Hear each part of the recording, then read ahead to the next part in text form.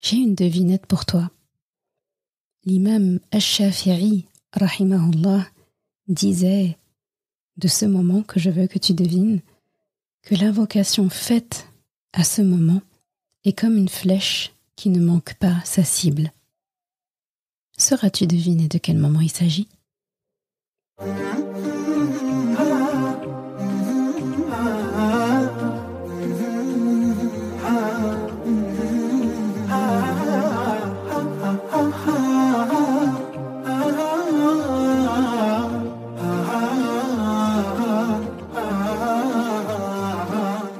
Bienvenue sur Coran de ton cœur, le podcast qui t'aide à reconnecter ton cœur à ton Coran.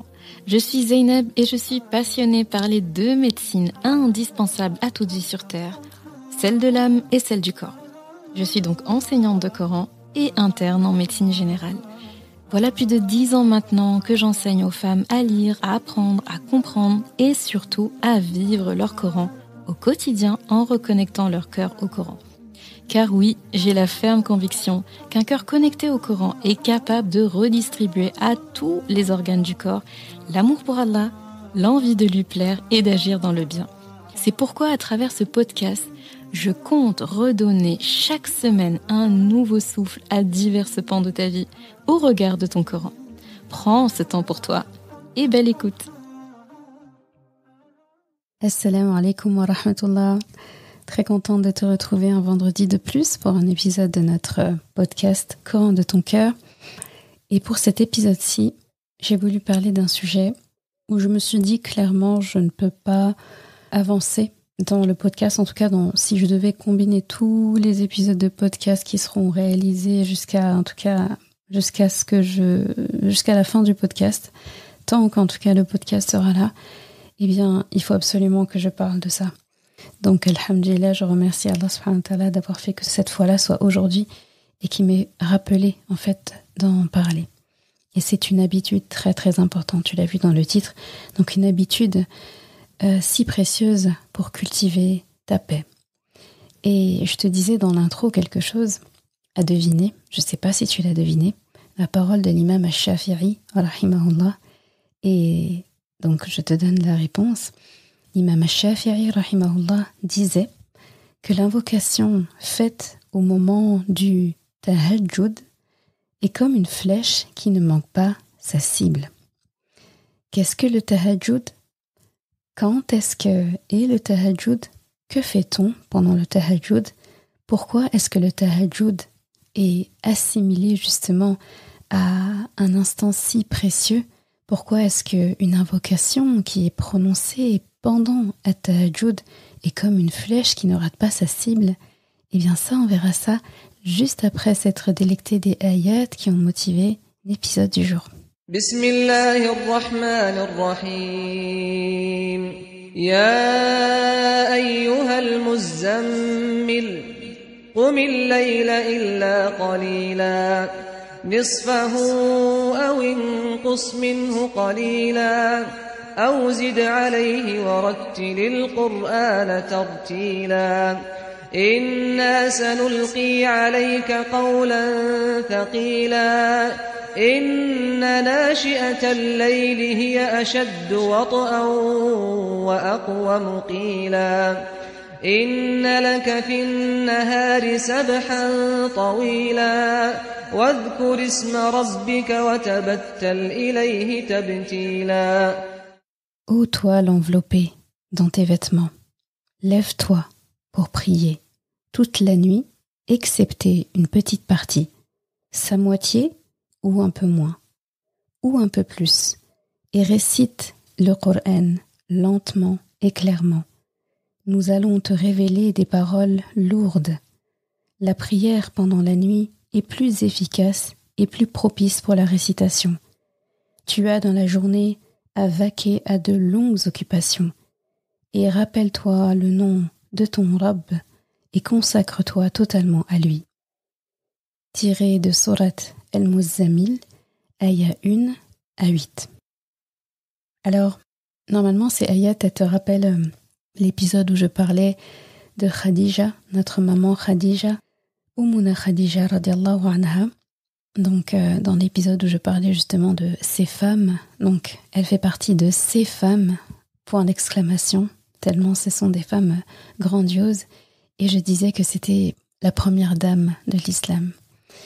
Et j'avais mentionné ces ayats-là, parce que indirectement, ces ayats la mentionnent, vu que Al-Muzammil, l'enveloppé, comme Allah l'a appelé en disant Ya ayyuhal muzammil, ô toi l'enveloppé, eh bien, ça renvoie à une parole du prophète sallam où il avait dit à son épouse, effrayée justement après avoir fait la rencontre de l'ange Jibril, après avoir entendu les premiers versets du Coran, les premières ayats du Coran, il a dévalé la grotte de Hira et rentré chez lui. Et là, il a demandé, dans la crainte, dans la peur, à ce qu'on le couvre. Il avait dit Zammilouni, Zammilouni, couvrez-moi, couvrez-moi, enveloppez-moi, enveloppez-moi, en parlant à Khadija, radiallahu anha, et Allah a repris exactement ces paroles pour dire Ya ayyuhal muzammil. Donc c'est exactement le même verbe qu'Allah a employé, je trouve ça très beau d'ailleurs. Et donc ces ayats-là mentionnent Khadija, radiallahu anha, vu que c'est elle qui l'a enveloppée et c'est elle qui a accueilli Rasulullah sallallahu alayhi wa sallam, la première finalement qui a accueilli le messager avec son message. Donc un grand rôle. Donc je te renvoie à l'épisode si tu ne l'as pas encore écouté. C'est assez pépite en fait quand on prend le temps en fait de se concentrer sur ce moment précis, sur l'accompagnement qu'elle a eu pour lui et à quel point tu te rendras compte qu'on lui doit énormément à Ummuna Khadija, on lui doit énormément dans notre relation avec le Coran, dans notre relation avec Allah subhanahu wa ta'ala, comme Rasulullah lui devait énormément lui-même. Eh bien, ce sont les mêmes ayats ici que j'ai mentionnés, cette fois-ci avec un angle différent, avec l'angle de la prière, l'angle de la salat et pas n'importe laquelle, at-tahajjud. Et là, quand on lit ces ayats-là, on se dit, waouh, c'est assez costaud, c'est assez solide ce qui est demandé à Rasulullah ici pour la prière. Donc Allah lui demande. Donc là, c'est pas un conseil, c'est pas quelque chose d'optionnel, c'est un ordre. Il lui demande de se lever la nuit. Donc déjà, à ce moment-là, on se rend compte que pour Rasulullah, la prière de la nuit est obligatoire. Quand on dit prière de la nuit, on ne parle pas de l'Aïcha et le Maghrib. On parle vraiment de la nuit, c'est-à-dire après l'Aïcha, d'accord ? Et à ce moment-là, en plus, les 5 prières n'avaient pas encore été révélées au moment de la révélation de ces ayats-là. Donc Allah demande à Rasulullah de se lever la nuit, déjà. Mais il est précis. Il lui dit de prier toute la nuit, sauf une petite partie. Là, on a l'impression, en gros, on parle de plus de la moitié, d'accord ? Donc toute la nuit, sauf une petite partie. Après, il dit sa moitié ou un peu moins. Puis après, il dit ou un peu plus. Donc tu peux faire un peu moins ou un peu plus. C'est une question de moitié ou de toute la nuit, excepté une petite partie. En tout état de cause, c'est une part conséquente de la nuit qui était prescrite à Rasulullah. Et il faut se dire que elle était prescrite à Rasulullah et aux croyants à ce moment-là. Donc c'était pas seulement une prescription de Rasulullah, c'était une obligation à cette période. Et bien sûr, après, ça a été abrogé, ça a été atténué. Rasulullah continuait de prier la nuit, c'est quelque chose qui continuait de lui être prescrit, mais à lui précisément. Et c'est la fin de Surat Muzammil, justement, qui nous explique où Allah subhanahu wa ta'ala, donc c'est pour ça que les ayats, c'est important de les poser dans leur contexte. Tout n'a pas été révélé en un bloc en même temps. Donc Surat Muzammil n'a pas été descendu en une fois, en un bloc, d'accord ? On voit très bien que ce qui est dit au début de la sourate et ce qui est dit à la fin de la sourate, on voit bien que la dernière ayah, donc à la fin de la sourate, eh bien vient justement compléter et vient abroger les premières ayats. Donc dans les premières ayats, c'était quelque chose qui était prescrit, qui était obligatoire et qui était assez lourd et assez conséquent quand même à appliquer. Dans les ayats, donc les dernières ayats de Surat Muzammil, la ayah numéro 20, donc là Allah subhanahu wa ta'ala lui dit « Ton Rabb sait certes que tu te tiens debout moins de 2/3 de la nuit, ou sa moitié, ou son tiers, de même qu'une partie de ceux qui sont avec toi, en parlant des croyants. Allah détermine le jour et la nuit. Il sait que vous ne saurez jamais passer toute la nuit en prière. Il a usé envers vous d'indulgence. Récitez donc ce qui vous est possible du Coran. Il sait qu'il y a parmi vous des malades et d'autres qui voyageront sur la terre en quête de la grâce d'Allah et d'autres encore qui combattront dans le sentier d'Allah. Récitez-en donc ce qui vous sera possible. Accomplissez la salat, acquittez-vous de la zakat et faites à Allah un prêt sincère. Donc là, ici, en parlant de commerce, il y a le vocabulaire du commerce avec Allah toujours qui revient. Tout bien que vous vous préparez, vous le retrouverez auprès d'Allah, meilleur et plus grand en récompense, et implorez le pardon d'Allah, car Allah est pardonneur et plein de rahma. Donc là, on voit très bien que ici c'est atténué. Donc Allah, c'est comme si il y a un temps qui s'est passé, il y a une expérience en fait qui s'est passée entre les deux phases, d'accord, les deux parties ici de cette sourate, et on voit bien en fait qu'il y a une expérience, qu'il y a eu un vécu, qu'il y a eu des conséquences, il y a une analyse qui a été faite, et Allah subhanahu wa ta'ala revient en disant, il sait bien en fait que les croyants ne peuvent pas passer toute la nuit en prière, il sait bien qu'il y a parmi vous des malades, qu'il y a parmi vous des personnes, etc. Il y a plusieurs paramètres. Donc de ce fait, on comprend ici, la prière de nuit n'est plus obligatoire pour les musulmans.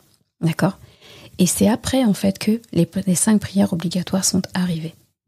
Et par rapport, justement, à ce qui était prescrit au début, notre mère Aïcha, radiallahu anha, qui est une des épouses du prophète sallallahu alayhi wa sallam, elle racontait, donc pendant la période, en tout cas, c'est Rasulullah qui lui explique, que pendant la période de la révélation de ces premières ayats-là, elle disait que ça a été obligatoire pendant l'équivalent d'1 an. Donc pendant 1 an, c'est pas rien, eh bien il y avait cette obligation de se lever la nuit et de prier une bonne partie de la nuit, la moitié, un peu plus de la moitié, etc. C'est conséquent. Et quand on regarde, ça correspond aussi à une période rude pour les musulmans. C'était la période où c'était pas encore... on proclamait pas encore l'islam dans les rues, auprès des notables, etc. C'était encore la phase où les compagnons se réunissaient dans Dar al-Arqam, là où ils se réunissaient en secret, où les gens de bouche à oreille comme ça, les pauvres, certains dignitaires, certains amis de Rasulullah commençaient justement à se rassembler petit à petit, c'était pendant ces périodes-là. Donc ce ne sont pas des périodes très faciles, c'est une période rude et elle annonce aussi une période qui va être encore plus rude, là où ils vont être torturés, châtiés, etc. D'accord ? Et donc on pourrait se dire, mais déjà c'est pas une phase facile. Les gens entrent dans l'islam. Comment ça se fait en fait qu'une prescription aussi, entre guillemets, difficile est prescrite à ce moment-là ? La prière de nuit, à ce moment-là, tahajjud. Eh bien, comment est-ce que c'est possible ? C'est juste cette information-là. Ça doit te mettre la puce à l'oreille. Ça doit t'indiquer la préciosité et surtout le côté salvateur, le côté apporteur de paix, de sérénité, le côté antidépresseur, anti-anxiété, lutte contre tous ces maux-là que contient la prière de la nuit pour les musulmans à ce moment-là. Donc ils avaient besoin d'être fortifiés. Ils avaient besoin, en fait, ils traversaient beaucoup de galères la journée. Donc il fallait un moyen de calmer leur stress, de calmer leur tension, de calmer leur peur, de calmer leur tristesse. Et Allah subhanahu wa ta'ala n'a eu de meilleure chose pour eux que la prière de la nuit. Mouna Aïcha racontait que ils ont fait ça pendant 1 an, au point justement où leurs pieds étaient fatigués, certains même avaient des blessures aux pieds, des ampoules aux pieds, etc. Rasulullah compris. Et après, ça a été abrogé et c'est devenu quelque chose d'optionnel. À tel point aujourd'hui qu'il y en a même qui ne prient pas la nuit. C'est pas tout le monde qui prie la nuit. Donc c'est dire à quel point c'est pas quelque chose d'obligatoire. Mais c'est très important de se dire que ça l'a été. D'accord ? Donc on peut dire que l'ancêtre du tahajjud que nous avons aujourd'hui, il faut savoir que l'ancêtre du tahajjud, eh bien, était obligatoire. D'accord, le tahajjud ancien, lui, il était obligatoire. Donc aujourd'hui, lorsqu'on prie tahajjud, lorsqu'on se lève la nuit pour prier, il faut toujours avoir en tête ça. En fait, c'est très important pour pouvoir le savourer. C'est cette prière-là qui a fortifié les premiers musulmans. C'est cette prière-là, en fait, qui leur a permis de tenir, qui leur a permis justement de ne pas stresser, de ne pas être anxieux, de ne pas être dans la peur. C'était une période dure. Ce sont les pionniers, en fait. C'est pas rien. Il fallait quelque chose de très fort, en fait, pour les maintenir. Et c'est là qu'on voit que la prière de la nuit, ça doit pas être une petite chose, en fait. Sinon, Allah subhanahu wa ta'ala leur aurait pas dicté ça. Donc ça a duré à peu près 1 an. Maintenant, parlons de tahajjud en lui-même. Après t'avoir posé le contexte, c'était important pour moi de poser un contexte historique par rapport à ça. Eh bien, tahajjud, déjà, qu'est-ce que c'est? Tahajjud, dedans on a la racine, donc ha-ja-da, qui veut dire rester éveillé la nuit. Donc tahajjud, on peut communément dire que c'est les prières effectuées la nuit. Il y aura des définitions qui vont dire que c'est les prières effectuées le dernier tiers de la nuit. Il y en a qui diront juste c'est la nuit. Nous, on dira que c'est les prières effectuées la nuit. On rappelle à la racine qui veut dire rester éveillé la nuit. Il y a une référence à ce mot-là d'ailleurs dans le Coran, fatahajjad bihi, dans Surat Al-Isra, où Allah subhanahu wa ta'ala lui donne un ordre justement à Rasulullah en lui demandant de rester éveillé la nuit en prière. Donc le mot tahajjud, dans son verbe tahajjad, existe bien dans le Coran. Donc, quelques hadiths intéressants où Rasulullah parle justement du tahajjud. Il y en a un en particulier que je trouve vraiment très beau. Et Rasulullah dit dans ce hadith-là, l'honneur du croyant réside dans le fait de prier la nuit. C'est très beau. C'est très beau parce qu'ici on parle d'honneur. Tu sais que moi, l'honneur c'est quelque chose que je mentionne souvent. L'honneur du croyant, c'est pas rien. Et l'être humain de base est un être d'honneur, est un être qui aime être honoré, qui aime être respecté. Et bien ici, Rasulullah nous informe ça en fait. Il nous informe de ça, que l'honneur, le respect, la grandeur finalement du croyant, eh bien, c'est dans la prière de la nuit. Et de toute façon, on aura le temps de parler de ça dans l'épisode d'aujourd'hui. Pourquoi est-ce que c'est un honneur comme ça? Dans un autre hadith qui est rapporté par Abu Huraira, radiyallahu anhu, qu'Allah l'agrée soit satisfait de lui, il dit que Rasulullah sallallahu alayhi wa sallam a dit: notre Rabb descend chaque nuit vers le ciel le plus bas. Donc, les 7 cieux, celui qui est le plus bas, c'est celui que nous voyons. Lorsqu'il ne reste que le dernier tiers de la nuit, et il dit: qui m'invoque pour que je l'exauce? Qui me demande pour que je lui donne? Qui me demande pardon pour que je lui pardonne? Rapporté par Bukhari et Muslim. Alors ce hadith-là, je crois qu'une des premières fois que je l'ai entendu, j'ai dû l'entendre par un professeur d'arabe ou de Coran, et en tout cas je sais qu'il m'avait profondément touchée. J'étais enfant encore quand j'ai entendu ça.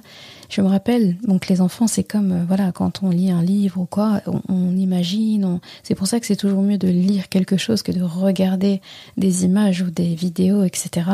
Et en tout cas, mon imaginaire d'enfant, et je m'en rappelle encore aujourd'hui parce que c'était vraiment ça, donc c'était vraiment ça qui m'était venu. J'étais en train d'imaginer comme, pour moi, ce qui me revenait, l'image qui me revenait, c'est comme si quelqu'un arrivé à la fin d'un marché, d'accord, il y a le marché, et il y a le chef, on va dire, de tous les stands du marché, le responsable du marché, qui arrive à la fin du marché, quand il reste presque personne, tout le monde est parti, il n'y a que très peu de personnes, quasi tout a été vendu. Et là, il y a un haut-parleur qui dit il y a quelqu'un qui veut des fruits gratuits, je lui donne. Et il y a quelqu'un qui veut une avance sur ses fruits de la semaine, je lui donne. Il y a quelqu'un qui... Voilà, j'imaginais ça en fait. J'imaginais vraiment, c'est ce qui me venait en tête, c'est ce haut-parleur à la fin d'un marché où carrément on te donne ce que d'autres clients en fait aurait eu en donnant de l'argent, en marchandant, en venant à l'heure, etc., etc. Et là, quand tout le monde est parti et tout le monde se dit qu'il n'y a plus rien à prendre, de toute façon, le marché va bientôt fermer, et bien là, il y a le responsable qui arrive et il y a un peu cette notion aussi déjà, le directeur, le responsable du marché, c'est quand même quelqu'un qu'on a envie de rencontrer. On se dit c'est quelqu'un d'important et visiblement il n'est pas là tout le temps pendant les jours de marché et sur les stands. Et là c'est lui qui arrive en personne et c'est lui qui dit est-ce que vous avez besoin de quelque chose, je vous le donne gratuit. Et il demande est-ce qu'il y a quelqu'un qui a besoin, est-ce que et bien sûr que des choses où les gens répondraient oui. Là quand on entend Allah subhanahu wa ta'ala, faut imaginer Allah qui dit est-ce qu'il y a quelqu'un qui m'invoque? Est-ce qu'il y a quelqu'un, en gros, qui m'appelle pour que je l'exauce, pour que je lui réponde? Qui est-ce qui va répondre non à cette phrase? Est-ce qu'il y a quelqu'un qui me demande quelque chose pour que je lui donne? Est-ce que ça passerait par l'esprit de quelqu'un dire non, moi j'ai rien à demander? Est-ce qu'il y a quelqu'un qui veut me demander pardon, qui me demande pardon pour que je lui pardonne? Là aussi, est-ce qu'il y a quelqu'un qui n'a rien à se faire pardonner dans sa vie? Personne. Donc c'est que des phrases où on a envie de répondre oui, moi, comme un enfant en fait. Là c'est vraiment quand j'étais enfant et que je pensais à ça, donc j'imaginais en plus ceux qui répondent en face, comme les enfants là qui lèvent la main, moi maîtresse, et ben c'était pareil. C'était moi. Et j'ai encore cette image-là, alors que j'ai 30 ans passés. C'est dire à quel point ça m'avait marqué. Et jusqu'à aujourd'hui, ça me marque profondément. Et en fait, quand on lit ça, on se dit, mais qui est assez fou pour louper ce rendez-vous-là où Allah dit ça, en fait. C'est des soldes moins 100% et qu'on peut avoir tous les jours, mine de rien. C'est comme si c'était, c'est des sessions comme ça privées qu'on peut avoir tous les jours, mais il y a un temps précis qu'il ne faut pas louper. Voilà, il y a un temps. Vous savez, il y a toujours des personnes qui sont adeptes des bons plans et qui savent exactement à quel moment attraper telle chose, tel bon plan, faire telle affaire, etc. Il y a toujours des gens comme ça. Et bien là, Allah subhanahu wa ta'ala, Rasulullah aussi, nous enseigne en fait quels sont ces moments à attraper. Et tout ça, c'est tellement logique. Regarde juste la prière de la nuit. Analyse juste le moment de la nuit. La nuit, tout le monde dort. La plupart des gens dorment. Et s'il peut y avoir des personnes qui veillent tard, elles finissent par s'endormir. Il y a plus de personnes qui veillent tard et qui vont dormir que de personnes qui vont dormir et qui se lèvent très tôt. Qui se lèvent en tout cas avant l'heure demandée. Dans notre religion, l'heure où il nous est demandé de nous réveiller, c'est le fajr. C'est le premier horaire en tout cas où on nous demande de se lever. Tu peux te redormir après si tu veux, mais le premier réveil de la journée qui est obligatoire pour le croyant, c'est le fajr. Eh bien, combien de personnes se lèvent avant le fajr? Déjà, se lever au fajr, c'est énorme. Mais combien de personnes se lèvent avant le fajr? Parce que la prière de la nuit, c'est avant le fajr, d'accord? Le fajr, c'est l'aube. C'est le crépuscule, il y a plus, ce n'est plus la nuit, d'accord? C'est l'aube. Eh bien, tout le monde, de manière générale, on parle de gens qui dorment. D'accord. D'ailleurs, même Rasulullah le dit dans un hadith quand il parle de plusieurs faits en fait qui participent à la félicité du musulman. Quand il dit afshu salam, at'imu ta'am, il termine par sallu bil layli wan nasu niyam. Donc priez la nuit pendant que les gens dorment. C'est connu. La nuit, c'est fait pour dormir et c'est normal. D'accord. Là, c'est pas un reproche ou un truc comme ça de dormir la nuit. Hein. C'est un fait. Les gens dorment la nuit. D'accord? Ça, c'est le fait général. Donc, la nuit, les gens dorment. Donc, jusque-là, tout le monde fait pareil. D'accord? Eh bien, il y a des prières qu'on peut faire la journée, qu'on doit faire la journée plutôt, les 5 prières obligatoires, et il y a les prières de la nuit. Pour pouvoir évaluer justement la préciosité de Tahajjud et pourquoi finalement elle l'est, et pourquoi c'est si particulier. Et c'est simple, il suffit un peu de comparer le jour et la nuit par rapport à ça. Donc, la journée, tu as 5 prières obligatoires. D'accord? Tu ne peux pas déroger à ça, c'est obligatoire. Donc la différence avec la prière de la nuit, c'est qu'elle n'est pas obligatoire, elle est surérogatoire, elle est optionnelle. D'accord? Pourtant, elle offre plus d'opportunités, plus de jokers, plus de... Voilà, elle a une préciosité différente et privilégiée par rapport aux 5 prières. Et pourtant, les 5 prières sont, au-delà d'être obligatoires, elles sont nécessaires, d'accord ? Ça ne diminue pas leur valeur. Mais tahajjud a un cran, en fait, supérieur. Dis-toi que la nuit, tu n'as pas les mêmes restrictions que la journée. Tu n'as pas les mêmes restrictions avec les prières de la nuit que tu as pour les 5 prières obligatoires de la journée. En fait, la nuit, tu as tellement plus de liberté. Tu as le choix déjà du nombre de raka'at que tu veux faire, d'accord ? Le nombre de prosternations que tu veux faire. Si tu veux faire d'unités plutôt, on va dire. Si tu veux faire 2 unités, tu peux. Tu peux faire 4, tu peux. 6, 8, tu peux faire autant d'unités que tu veux, d'accord ? Tu peux prolonger ta prosternation. La journée aussi, tu peux le faire. Mais la journée, tu as plus de contraintes de temps que la nuit. Donc, on a tendance, la journée, à... C'est-à-dire, même si on fait nos prières à l'heure, etc., on a tendance, justement, à...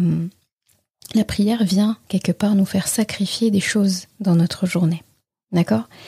La nuit, tu peux réciter aussi le nombre de ayats que tu veux, le nombre de sourates que tu veux. Tu peux même rester sur une seule ayat et la répéter dans toutes les rak'ahs si tu as envie. La journée, tu le fais moins. Donc ça, quand je dis de répéter, dans le but de méditer. C'est quelque chose que Rasulallah faisait.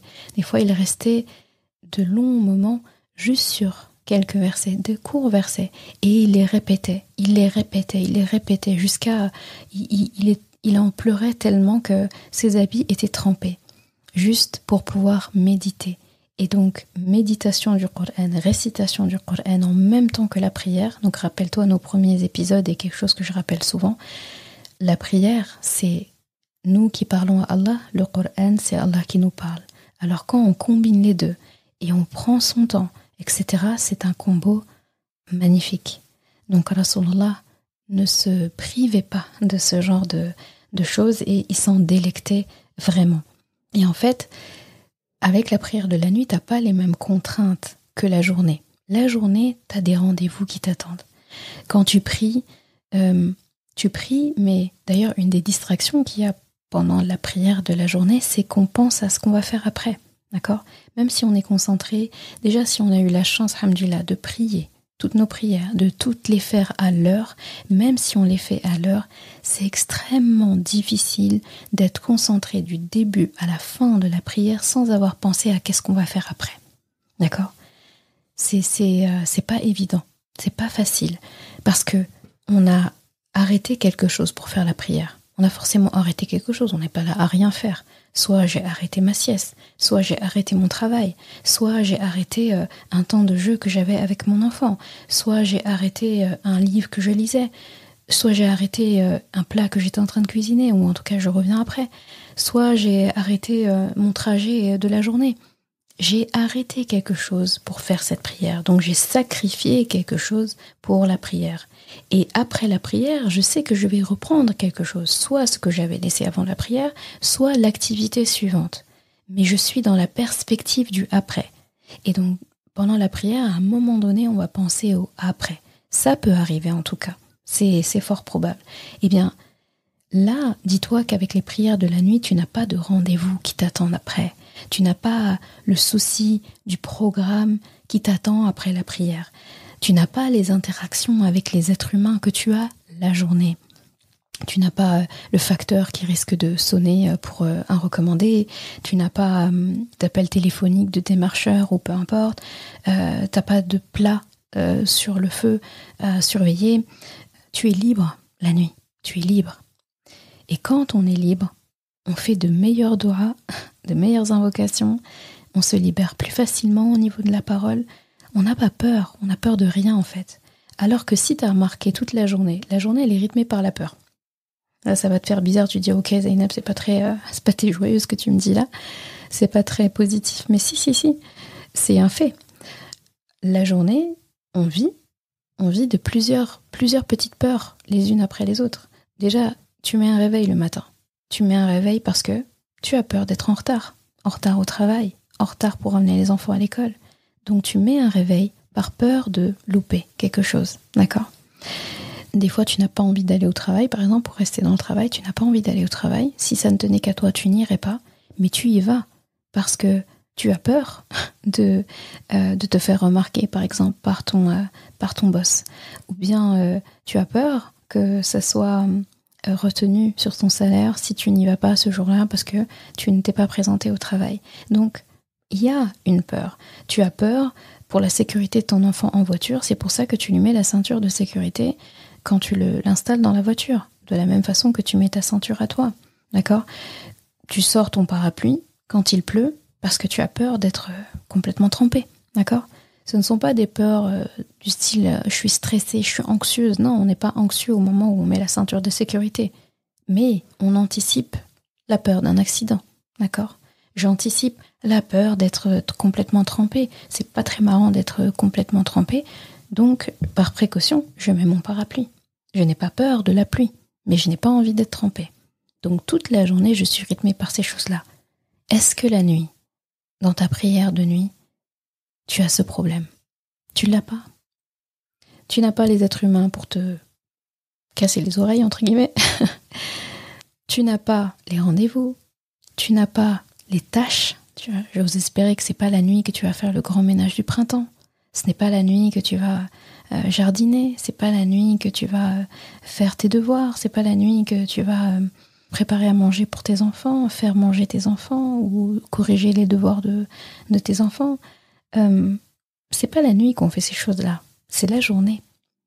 Donc, la nuit, en tahajjud, avec Allah, il n'y a pas de peur. En tout cas, il n'y en a plus. On est libre comme l'air. Et finalement, la nuit, tu sacrifies effectivement quelque chose la nuit. Parce que là, j'ai dit qu'on était libre, qu'on sacrifiait dans la journée, puis finalement nos rendez-vous, etc. Pour pouvoir célébrer la prière, établir la prière, je dois organiser mes journées en fonction des prières. Ça veut dire qu'il y a des choses qui vont être sacrifiées.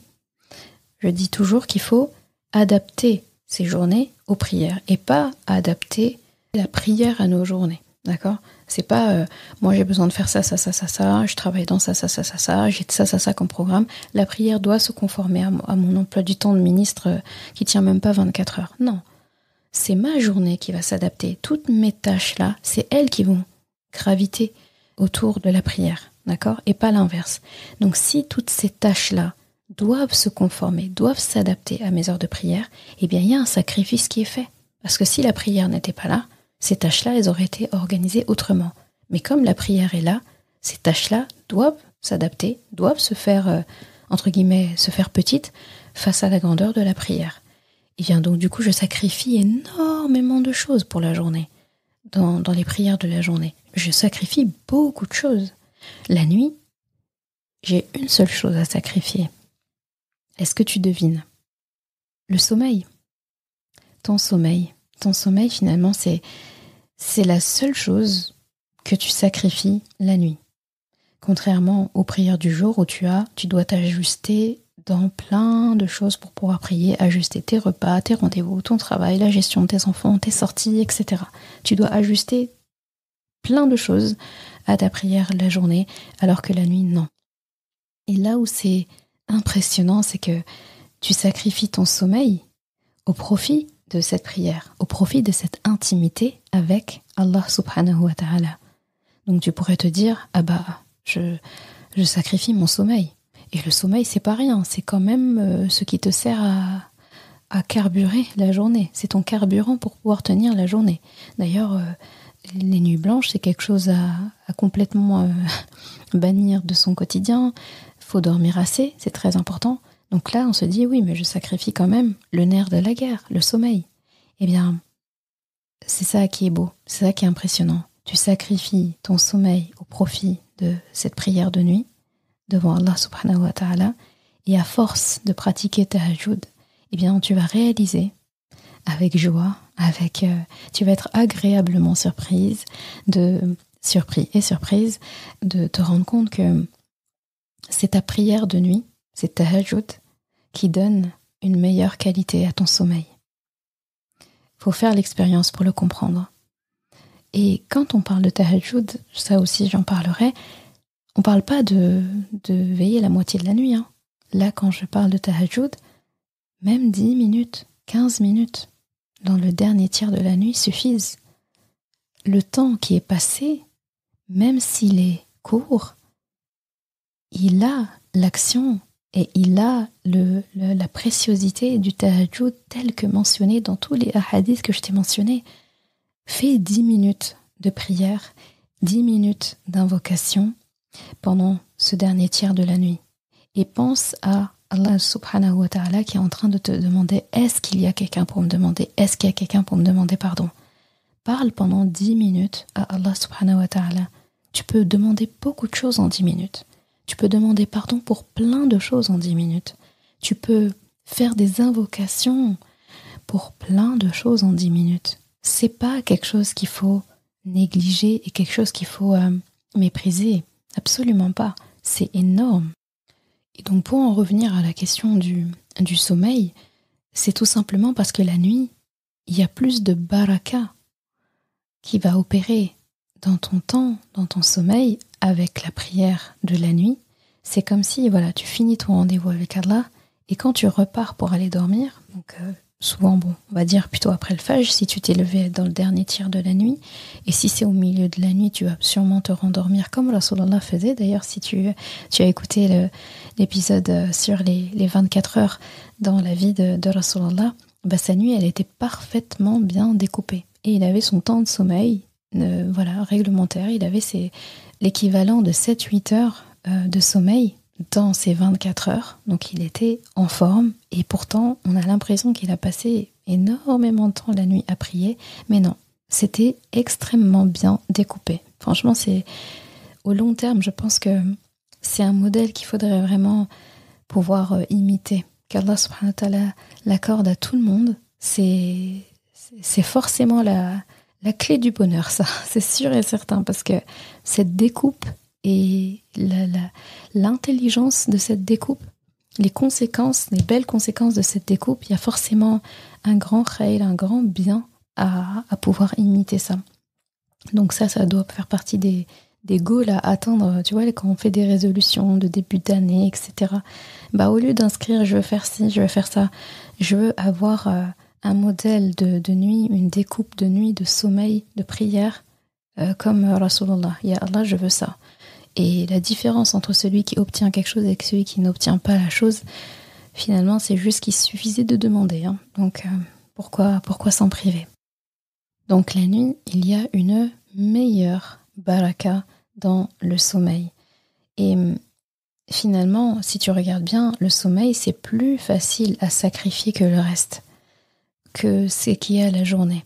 Un rendez-vous important, c'est difficile à sacrifier. La preuve, on peut manquer son sommeil si on avait prévu de faire une sieste où on est très fatigué ou bien on n'a pas assez dormi, on est quand même prêt à aller à un rendez-vous, on est quand même prêt à prendre le volant, on est quand même prêt à faire des tâches qu'on devrait reporter et plutôt se reposer. On peut sacrifier notre sommeil pour des choses mondaines dans la journée, d'accord ? Même il y en a qui le sacrifient la nuit pour rester devant l'ordinateur, devant le téléphone, devant des séries. Donc c'est dire que le sommeil, c'est facile à sacrifier quand c'est quelque chose qui nous tient à cœur. Donc du coup, je suis pas forcément d'accord avec le fait de dire le sommeil, c'est le plus dur, etc. Pas du tout. C'est beaucoup plus facile à sacrifier que le reste. Et c'est tout ce qui est à sacrifier pour la prière de la nuit. Donc c'est hyper bienveillant de la part d'Allah subhanahu wa ta'ala.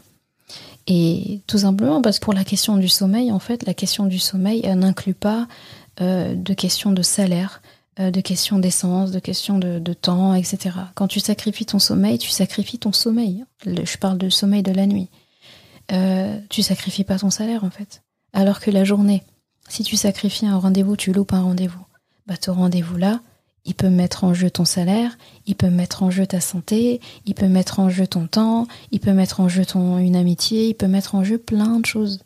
Alors que le sommeil, non, ça mettra juste en jeu ton sommeil, c'est tout.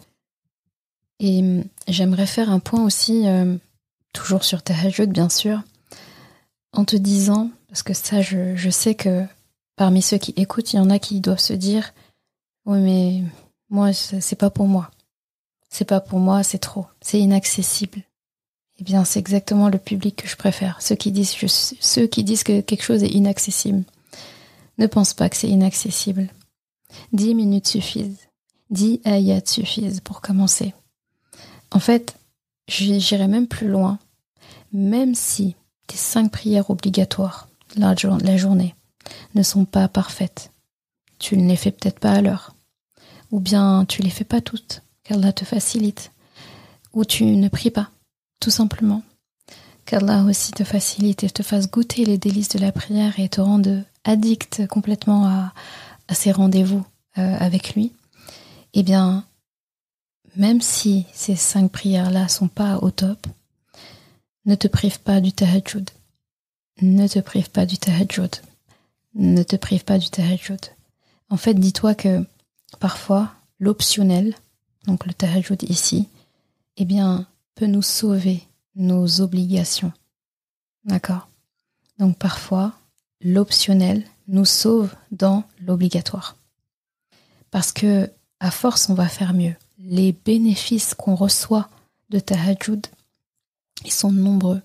La bonne santé, la baraka dans le temps, le nour sur le visage, la lumière.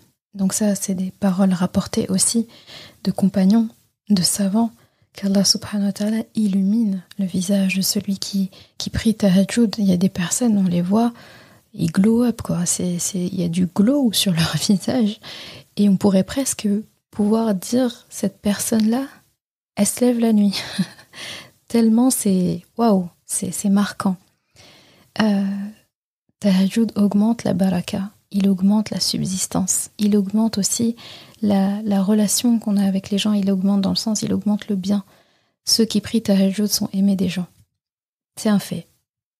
Et les gens ne savent pas forcément qui prie tahajjud, hein.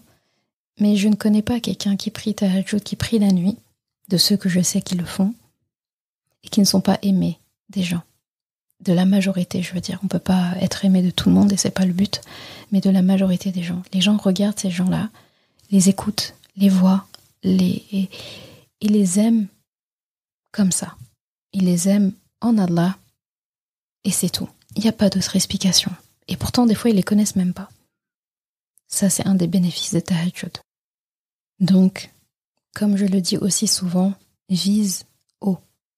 Quel que soit ton niveau dans la pratique religieuse, c'est pas grave. Vise haut. Vise la qualité. C'est tout ce que je dis. Pas la quantité du coup. Je l'ai dit, 10 minutes suffisent.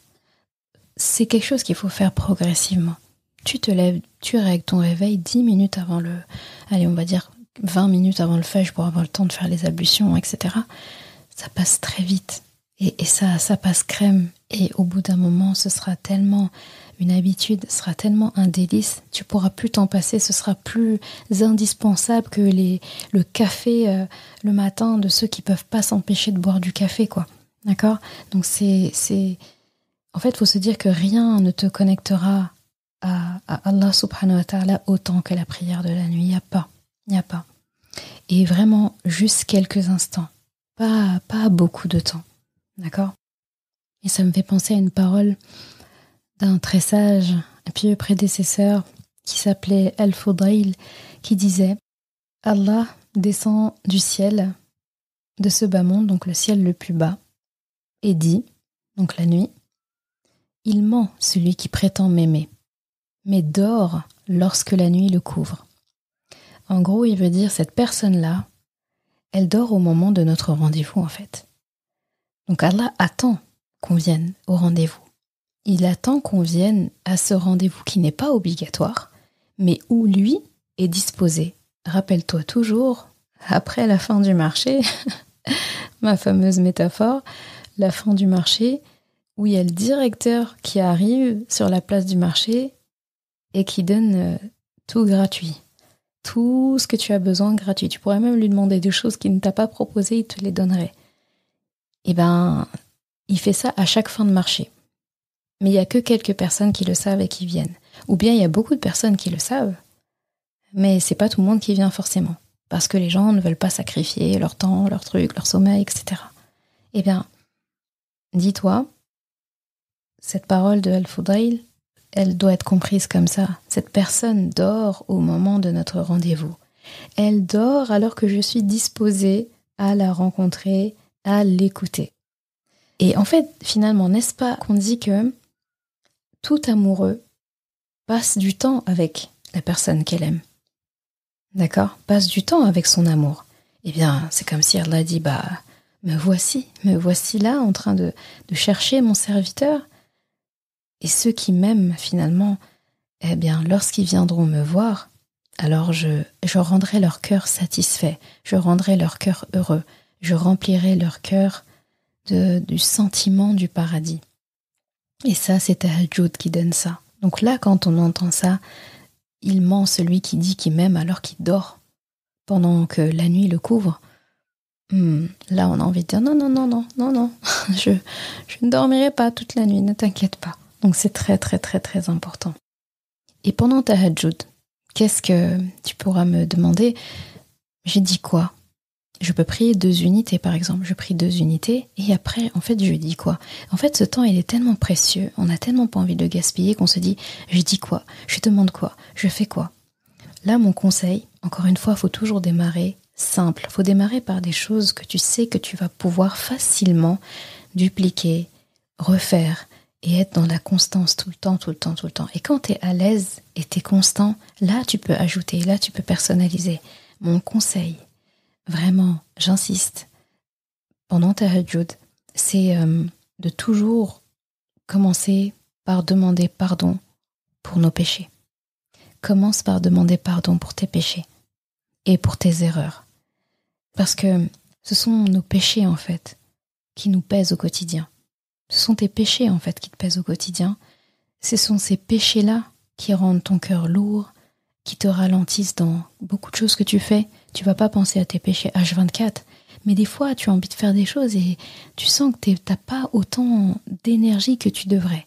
Ça, c'est ton inconscient qui culpabilise, c'est ton inconscient qui te retient un petit peu de ce que tu aurais pu faire. Alors que quand on n'a rien à se reprocher, lorsqu'on se dit, c'est net, c'est là, pas dans le sens, voilà, je pense qu'il n'y a aucun moment de notre vie où on se dit, mais moi, j'ai absolument rien à me reprocher, je fais aucune erreur, non. On va parler plutôt, par exemple, quand notre relation avec quelqu'un. Quand tu n'as rien à te reprocher vis-à-vis de cette personne, tu as fait ton devoir vis-à-vis d'elle, eh bien, les échanges avec elle sont fluides. Le temps avec elle est agréable.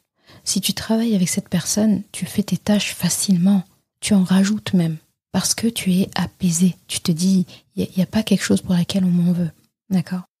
Eh bien, les péchés au quotidien, c'est ça qui nous ralentissent dans ce que nous faisons. Et il faut jamais se dire j'ai trop de péchés pour pouvoir prier. Pour les prières de la journée déjà, les prières obligatoires, bien sûr, on sait que rien ne nous nous permet de déroger au fait de les prier. Mais malgré tout, il y a quand même des gens aujourd'hui qui disent je suis trop sale, je suis trop mauvaise, je suis trop mauvais, pourquoi je vais prier ? Et là, je sais pas si on te l'a déjà dit, mais pour quelqu'un qui dit ça, c'est comme quelqu'un qui dit je suis trop sale pour aller me laver. Je suis tellement sale, genre j'ai tellement sauté des jours où je devais me laver, j'ai tellement de plaques sur moi, j'ai tellement accumulé justement, je sais pas moi, de travaux, de trucs, etc.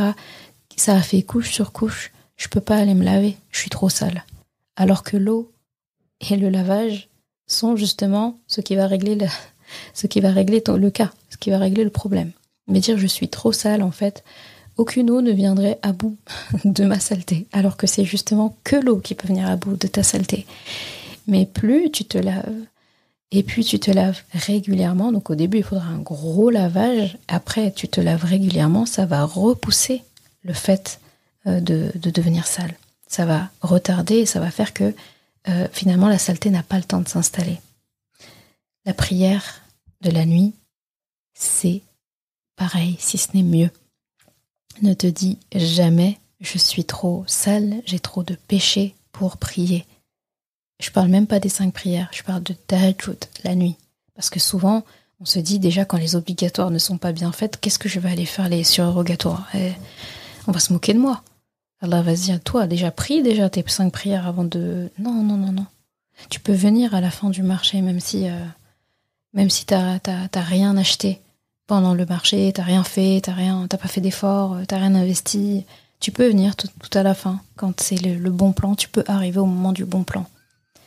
le bon plan, ce que tu vas en tirer va te donner tellement d'énergie que tu pourras en fait faire le reste. Eh bien, c'est ça. Parfois, les obligatoires c'est pas au top. On saute, on va vers la source même de la baraka, la source même du bien, des bienfaits, etc. pour que ça nous redonne goût et ça nous remotive sur l'obligatoire. On le verra pas pareil. On se dira, attends, déjà avec le surérogatoire, j'ai tout ça. Alors allez, pour optimiser quand même l'obligatoire, il faut le parfaire mieux que ça. Et là, tu seras motivé à le parfaire. Donc ne te dis jamais, j'ai trop de péchés, ça ne sert à rien d'aller prier. Donc, tu n'es pas trop sale pour te laver. Et dis-toi aussi que ceux qui se lèvent pour faire tahajjud la nuit, c'est les chanceux. Moi, je dis c'est les chanceux. Il n'y a pas de chance en islam dans le sens où on se dit pas parce que c'est vrai que faut nuancer. C'est vrai que quand on parle de chance, on pourrait se dire ça veut dire qu'il y en a qui peuvent et il y en a qui peuvent pas. Non, la chance on la provoque. Je fais des actions et comme je fais cette bonne action là, j'obtiens la promesse qu'Allah m'a donnée. Je suis parmi les bienheureux et je suis parmi les chanceux après avoir fait mes preuves. En islam, c'est ça la chance. C'est pas t'es né et il y en a, ça a marché. Il y en a les pauvres. C'est fatal. La fatalité a fait que non. Non. Si tu veux prier tahajjud, c'est de ton ressort à toi. De la même façon que c'est toi qui choisis de regarder une vidéo, c'est toi qui choisis de t'habiller de telle façon, c'est toi qui choisis de sortir à telle heure avec telle personne. C'est pas une fatalité. Et ce n'est pas une chance ou une malchance. J'ai eu la malchance de sortir. Non, tu as décidé de sortir. D'accord ? Ou tu as décidé de ne pas sortir. Et bien là, c'est pareil.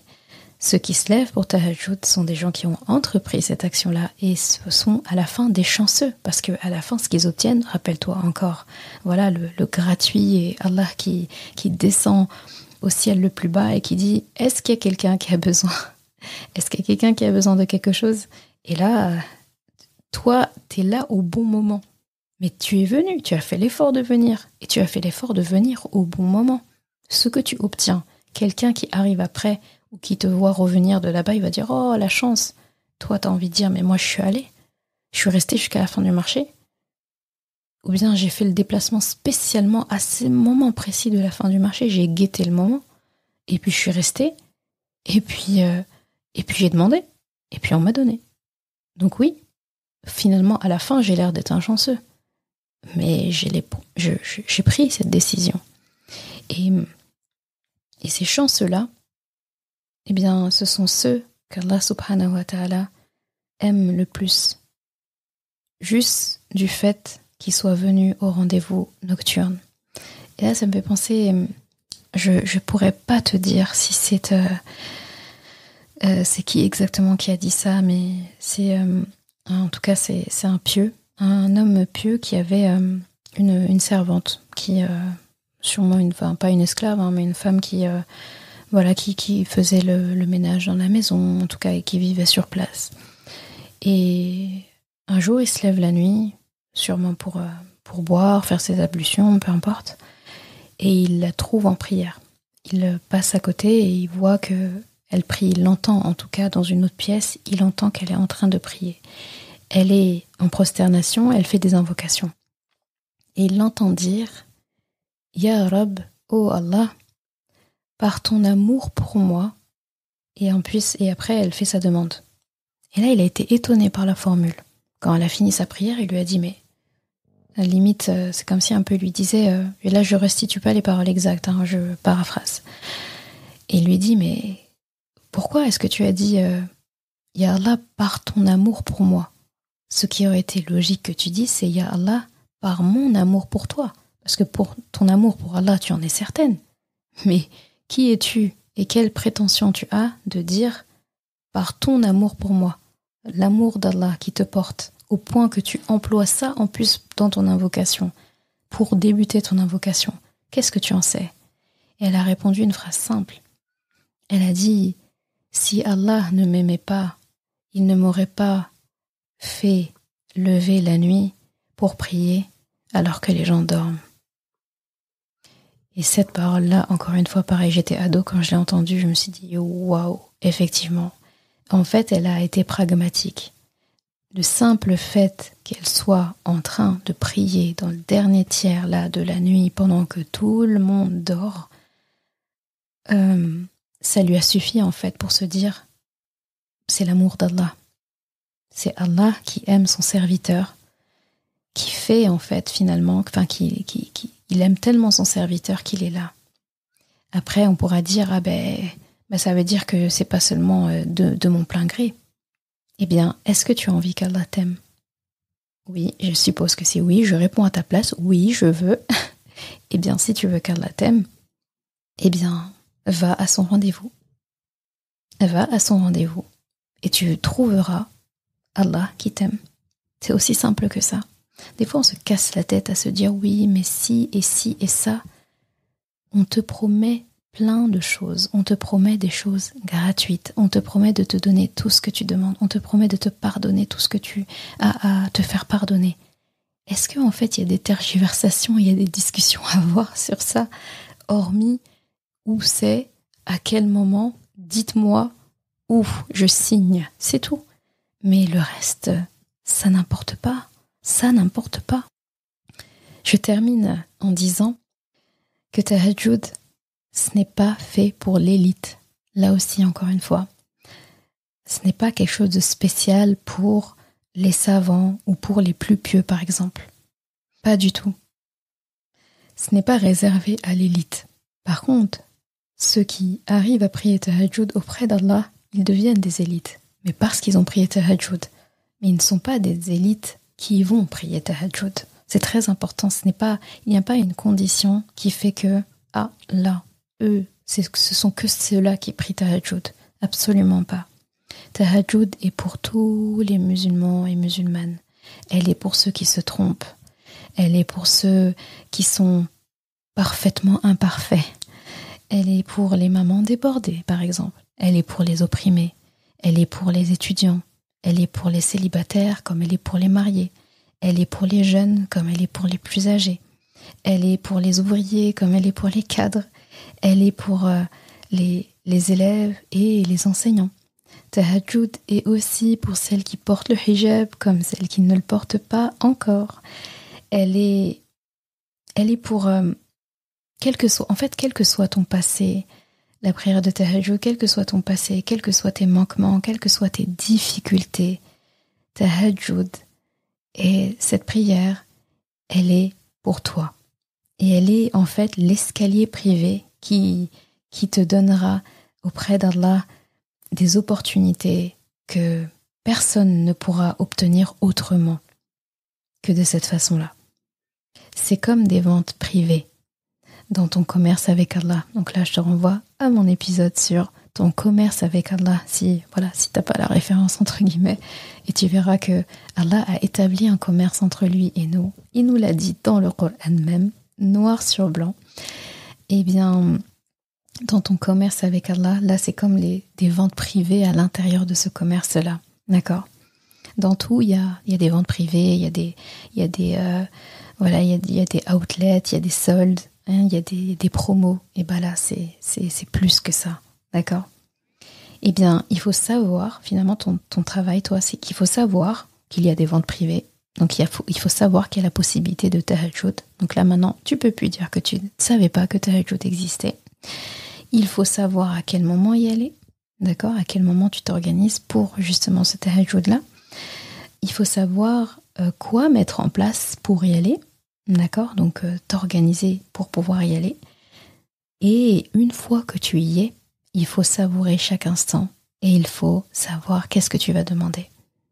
Ton pardon, tes invocations, tu as sûrement quelque chose à demander de précis. Et donc du coup, c'est à ce moment-là, tu as un examen à valider, c'est ce moment pour le demander. Tu veux avoir un enfant, tu es marié depuis un moment et tu as des difficultés à avoir des enfants, c'est le moment de demander. Tu souhaites te marier, c'est le moment de demander.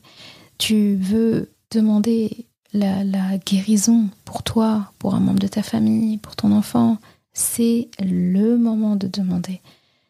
Peu importe en fait ta demande. Tahajjud, limite tu as une difficulté, tu es coincé dans quelque chose, Tu dois écrire dans ton agenda, dans ton agenda, ton téléphone, ta to-do list, tahajjud. Et le mieux, c'est de ne pas faire tahajjud que quand tu as un besoin spécifique. Tu dois atteindre un niveau où, de toute façon, tu as toujours des besoins, mais tu dois atteindre un niveau où tu vas à ce rendez-vous, même si tu n'as pas quelque chose de précis là, tout de suite à demander. Il y a des moments dans notre vie où c'est comme un fleuve tranquille. Il n'est pas très long, c'est pas un long fleuve tranquille, mais il y a un petit ruisseau, on va dire, tranquille. Et ça va, on va dire que les choses sont calmes. À ce moment-là, il faut aller au tahajjud. Quand tout va bien, il faut y aller. Parce que souvent, quand tout va bien, on se dit « Oh, ça va ». Et qu'il n'y a que quand ça commence à se corser qu'on revient « Oh, Allah, Allah, Allah ». Non. Il faut se rappeler Allah dans l'aisance pour qu'il se rappelle toujours de nous dans l'adversité. Et ça, c'est très important. Donc, tahajjud, ça doit être un rendez-vous régulier. Et c'est pour ça qu'il faut démarrer petit. Quand on n'a pas l'habitude, on démarre petit. Et après, petit à petit, on adapte les besoins pour savoir comment s'organiser. Maintenant, tu comprends mieux ce que je te disais en tout début d'épisode, en intro. La célèbre parole de l'imam Ash-Shafi'i rahimahullah, l'invocation faite au moment du tahajjud est comme une flèche qui ne manque pas sa cible. Donc finalement, ton job, mon job, notre job, c'est de se procurer cette flèche, parce que du moment que tu l'as, du moment que tu la lances, elle ne ratera forcément pas sa cible. Qu'Allah subhanahu wa ta'ala nous accorde de nous lever la nuit quand les gens dorment, de le prier, de l'invoquer, de l'implorer pour son pardon. Qu'Allah subhanahu wa ta'ala nous accorde cette habitude, l'accorde aux membres de notre famille et fasse de cette habitude un héritage qui perdurera dans les générations, dans nos lignées, jusqu'à la fin des temps. Merci d'avoir écouté cet épisode. Et comme toujours, si ce podcast t'a apporté du bien, alors une chose à faire, t'abonner pour ne rien rater. Et si il te semble pouvoir être utile à d'autres personnes, sens-toi libre de le partager et même de laisser un commentaire et la note de ton choix sur ta plateforme d'écoute préférée. Ce sera une belle manière de me faire savoir que ce podcast doit continuer et être écouté par le plus grand nombre. Je confie à Allah subhanahu wa ta'ala le soin de préserver ta foi, ton honneur et ton cœur. Je te laisse à présent passer un bon moment avec ton Coran et je te dis à vendredi prochain pour un nouvel épisode. Assalamu alaikum wa rahmatullah.